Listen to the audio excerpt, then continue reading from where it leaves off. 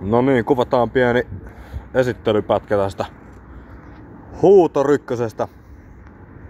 Eli tosiaan tämän näköinen tuote tuli justiinsa vaihossa meille tänne ja vanhempaa mallia R1. Tosiaan kondiksesta sen verran, että takarengas kaipaa lähitulevaisuudessa vaihtoa.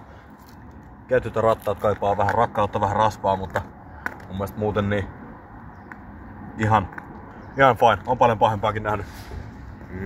Eturengas sitten on taas huomattavasti paremmassa kunnossa. Toi takaisempi. Jes. Jarrut. Ei oo pahaa lippaa näissä, mun mielestä ihan ok.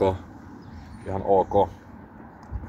Ja kävin itse pyöräyttämässä tätä motorilla rampista rampia ja vähän pyörittelemässä. Niin ajoiltansa ihan ok tuote. Pienillä kierroksilla vähän empii kun lähtee liikkeelle. Mutta käy hienosti. Hienosti, mutta käypä kuitenkin. Valot pelittää ja rauhea äänimaailma. Ei mitään tietoa mikä tää änkkä on, tai putki, mutta kato Migna, niin siellä lukee. Tämän näköinen. Joo.